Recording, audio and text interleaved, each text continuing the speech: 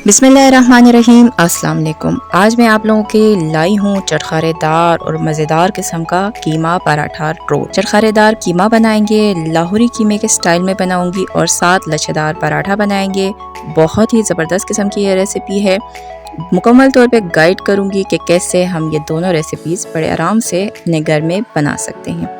मुहर्रमुल हराम के नियाज के हवाले से ये रेसिपी बहुत ही बेहतरीन होने वाली है, तो वीडियो को मुकम्मल देखें। तो चलें वीडियो स्टार्ट करते हैं।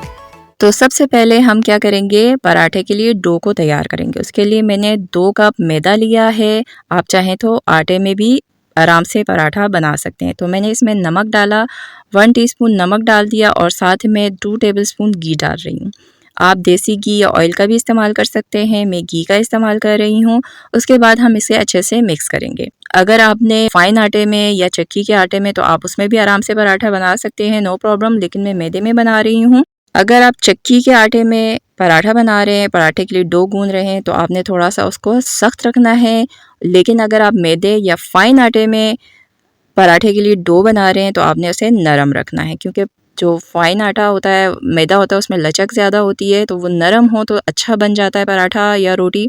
लेकिन अगर चक्की का आटा है तो उसको थोड़ा सख्त होगा तो वो आपकी रोटी अच्छी बनेगी। तो ये नॉर्मली नलके का पानी मैंने लिया है, इसे मैं गूंद रही हूँ। 1.5 कप पानी मैंने लिया है, तो इसे हम गूंदेंगे और नरम सा डो बनाएंगे। जैसे आप नॉर्मली रोटी के लिए और पराठे के लिए डो बनाते हैं, सेम वैसे ही हम इसे गूंदेंगे। बस हमने इसमें घी का इस्तेमाल किया है ताकि हमारे पराठे ज़्यादा मज़ेदार और खस्ता बन सकें। अगर आप पराठे की डो में घी डालेंगे तो आपका पराठा बहुत बेहतरीन और खस्ता बनेगा और साथ आपको पेड़े में ज़्यादा मेहनत करने की ज़रूरत नहीं पड़ती। देखें बेहतरीन सा मैंने इसे गूंद लिया है। ये देखें कितना सॉफ्ट है। बस इसको मैं अब रेस्ट दूंगी। आधे घंटे से 1 घंटे तक आप इसे रेस्ट दें तो ये बेहतरीन सा तैयार हो जाएगा। तो इसको मैं ढकना ढक के रख देती हूँ। और ये देखें मैंने 1.5 कप पानी लिया था, जिसमें से मैंने 1 कप यूज़ किया और आधा कप बचा हुआ। तो इसको मैं रख देती हूँ साइड पे। यहाँ पे मैंने पैन लिया है, इसके अंदर मैं डाल रही हूँ कीमा। कीमा मैंने 250 ग्राम लिया है, 1 पाव के करीब है। बीफ का नॉर्मली कीमा जो बाज़ार में मिलता है वही मैंने लिया है। आप चाहें तो कीमा बनवा भी सकते हैं। तो अगर आप बनवा रहे हैं तो आप 2 दफ़ा मशीन से गुजारेंगे तो बारीक कीमा अच्छा रहता है। उसके साथ मैं इसमें प्याज डाल रही हूँ। प्याज मैंने चॉप किया हुआ बारीक 3 अदद है, मीडियम साइज़ के। तकरीबन जितना कीमा है उतना ही प्याज है। प्याज की क्वांटिटी आप अपने हिसाब से कम या ज़्यादा कर सकते हैं। बहुत ही बेहतरीन रहता है। कीमे में जितना प्याज होगा आपका कीमा ज़्यादा मज़ेदार बनता है और क्वांटिटी भी कीमे की बढ़ जाती है। उसके साथ मैं इसमें टमाटर डाल रही हूँ। टमाटर मैंने 2 अदद लिया है, मीडियम साइज़ के, नॉर्मली से चॉप कर दिया। उसके साथ मैं इसमें लहसुन अदरक का पेस्ट डाल रही हूँ, 2 टेबल स्पून। ये हम डाल देंगे और साथ इसमें मसाले डालूंगी जो इस तरह हैं। नमक हस्बे जायका आप डालें, जैसे आपको पसंद है, कम या ज़्यादा। मैं हाफ़ टी स्पून डाल रही हूँ। साथ में हल्दी 1/4 टीस्पून डाल रही हूँ। लाल मिर्च पाउडर 1 टीस्पून डाल रही हूँ। गरम मसाला पाउडर हाफ़ टी स्पून।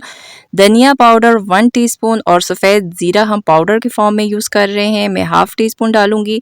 और जिन लोगों को स्पाइसी ज़्यादा पसंद है वो कुटी हुई मिर्चें भी ऐड कर सकते हैं अपने हिसाब से। और साथ में इसमें पानी डाल रही हूँ, 1 कप पानी डालेंगे और इसे अच्छे से मिक्स करेंगे। चूल्हा इस पर मैंने तेज़ रखा हुआ है, तो तेज़ आंच पर हम इसे अच्छे से मिक्स करेंगे। जितनी देर में ये मिक्स होगा उतनी देर में इसमें बॉयल आ जाएगा। तो एक बॉयल आने तक हम तेज़ आंच पे इसे रखेंगे और साथ साथ मिक्स करते रहेंगे। उसके बाद मैं क्या करूँगी, इसका ढकना ढकूँगी और मीडियम आंच पर इसको 25 से 30 मिनट के लिए कुक करेंगे। टमाटर, कीमा और प्याज भी पानी छोड़ेगा, तो इसमें आराम से ये कीमा कुक हो जाएगा 20 से 25 मिनट।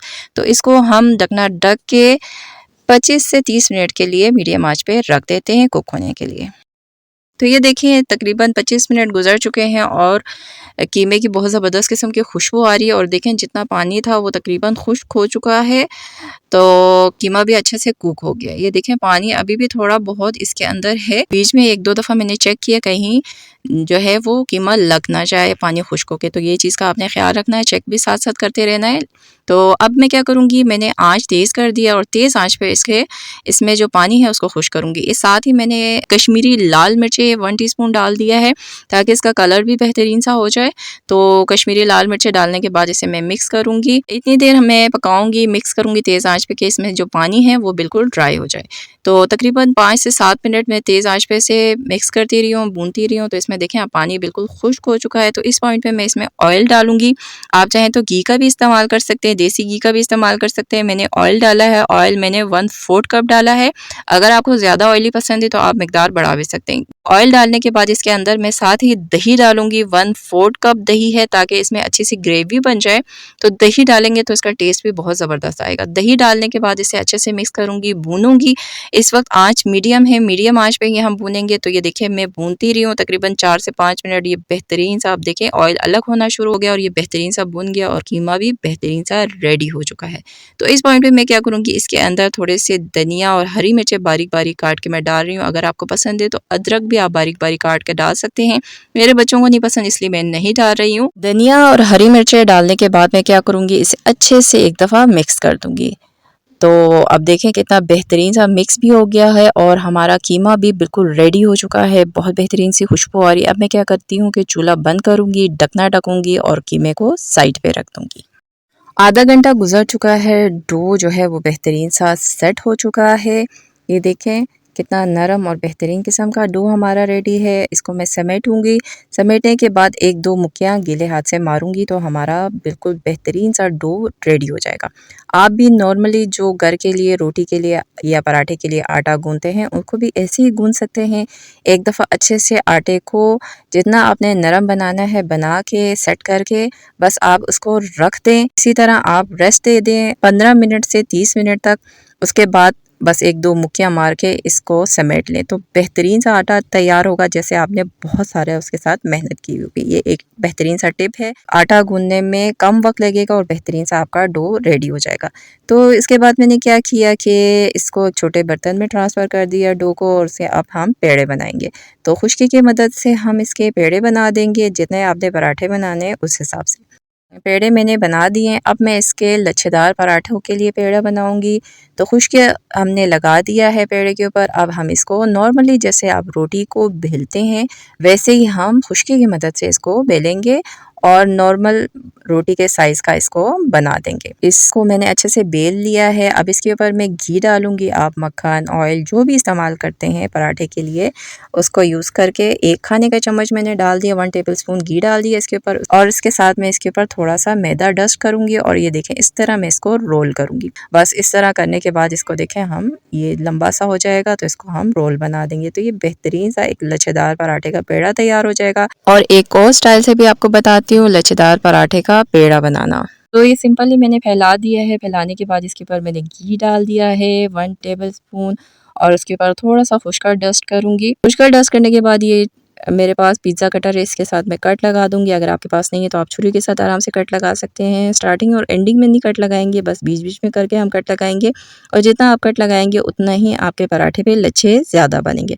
तो बस ये कट लगाने के बाद देखें अब मैं क्या करूँगी, इसको रोल कर दूँगी। बहुत ही आसान से 2 तरीके मैंने आपको बताए हैं लच्छेदार पराठे बनाने के।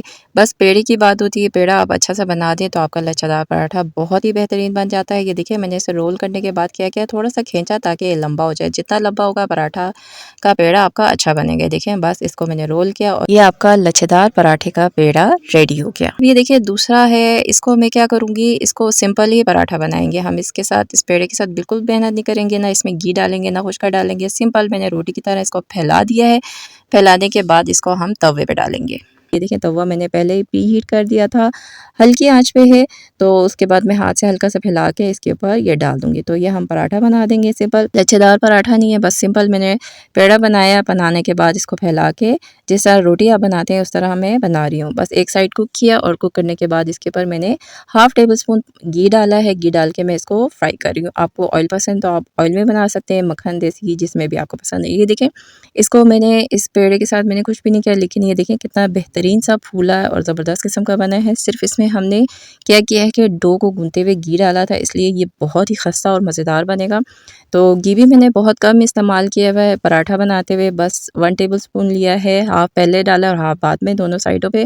तो ये बेहतरीन सा रेडी हो गया। हल्की आंच पे आप पराठे को कुक करेंगे तो आपका पराठा बहुत अच्छा और ज़बरदस्त किस्म का बन जाएगा। ये तरह के पराठे स्पेशली नियाज के लिए बहुत बेहतरीन रहता है कि इसके अंदर आप जो भी फिल करेंगे तो फोल्ड करते हुए ये टूटते नहीं है। लच्छेदार पराठे का जो पेड़ा बनाया था वो है, इसको मैं फैला देती हूँ। इसको मैंने नॉर्मली फैला दिया है। फैलाने के बाद हाथ से हल्का सा फैला के इसको भी तवे पे डाल के उसी तरह जैसे पहला वाला पराठा हमने कुक किया था उसी तरह हम सिंपल कुक करेंगे। हल्की आंच पे कुक करेंगे तो पराठा आपका ज़्यादा मज़ेदार बनेगा और ख़स्ता बनेगा।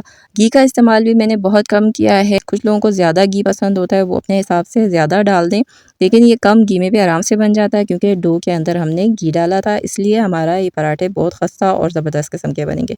लच्छेदार पराठे कुछ लोगों को मोटे पसंद होते हैं, उसमें लच्छा ज़्यादा अच्छा नज़र आता है और अच्छा लगता है। कीमे के लिए जो हम पराठा बना रहे हैं रोल के लिए, वो पतला ही ज़्यादा बेहतर रहता है, वो ज़्यादा अच्छा बनता है, लेकिन आपकी अपनी चॉइस है, आप जैसे भी बनाना चाहें बना सकते हैं। तो इसी तरह मैं सारे पराठे रेडी कर देती हूँ।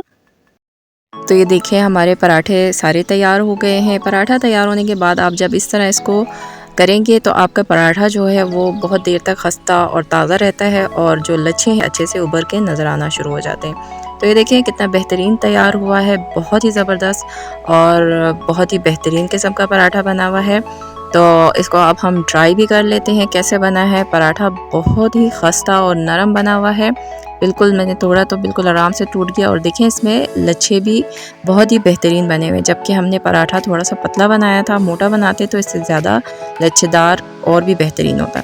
तो इसे मैं ट्राई करती हूँ कीमे के साथ। कीमा बहुत ही ज़बरदस्त लग रहा है, कलर बहुत बेहतरीन है, टेस्ट वाइज बहुत ही ज़्यादा मज़ेदार है, नमक मिर्च सब बैलेंस है, बहुत चटपटा सा लग रहा है। अगर आपको ज़्यादा चटपटा पसंद है तो आप लेमन का जूस इसके ऊपर डाल दें, लेमन निचोड़ के डालें तो और भी ज़्यादा मज़ेदार और चटपटा बन जाएगा। बहुत ही बेहतरीन बना हुआ है। पराठे के डो के अंदर बाज़ लोग नमक नहीं डालते हैं तो वो इतने मज़े का नहीं लगता। अगर आप पराठे के डो में नमक डालेंगे तो आपका पराठा बहुत ही ज़्यादा मज़ेदार बनेगा। तो अब हम क्या करते हैं कि अपना कीमा पराठा रोल बनाते हैं। उसके लिए मैं एक पराठा ले रही हूँ, इसके अंदर मैं थोड़ा सा कीमा डालूँगी। कीमा आप अपने हिसाब से कम या ज़्यादा कर सकते हैं, जैसे आपको पसंद है आप बनाएं। तो इसके अंदर मैं कीमा डालूँगी, थोड़ा सा सलाद डालूँगी और हमारा कीमा पराठा रोल तैयार हो जाएगा। अगर आपको पसंद है तो आप इसमें चटनी भी डाल सकते हैं, आप इसमें रायता भी डाल सकते हैं, जैसे आपको पसंद है आप बना सकते हैं। बहुत ही परफेक्ट और मज़ेदार बनेगा। लेकिन क्योंकि हमारा कीमा बहुत चटपटा और मज़ेदार है तो मुझे इसकी बिल्कुल ज़रूरत नहीं है कि मैं इसमें रायता डालूँ या चटनी डालूँ। बस सिंपली इसमें कुछ मैं सलाद डाल रही हूँ जिसमें खीरा, टमाटर और प्याज है। सलाद आप भी अपने पसंद से जो आपको पसंद है, सलाद के पत्ते या जो भी आपको वेजिटेबल पसंद है आप इसमें डाल सकते हैं। डालने के बाद सिंपली हम इसको रोल करेंगे और रोल करने के बाद हम इसके ऊपर बटर पेपर रैप कर देंगे ताकि खाने में इजी हो और इसमें से कीमा वगैरह ना गिरे और देखने में भी बहुत ही बेहतरीन लगता है। तो इस तरह हम ये कीमा पराठा रोल रेडी कर देंगे, बहुत ही लाजवाब और बहुत ही मज़ेदार। आप भी इसे ज़रूर ट्राई करें, आपको बहुत अच्छा लगेगा। टेस्ट वाइज बहुत मज़ेदार और बहुत बेहतरीन आसान सी रेसिपी है जो हर कोई इसको आराम से अपने घर में बना सकता है। इसके अलावा हमने जो नियाज़ की बात की थी कि हम मुहर्रम के हवाले से जो कीमा और पराठे के नियाज़ जो है वो अगर आप बना रहे हैं तो उनके लिए ये रेसिपी बहुत बेहतरीन है।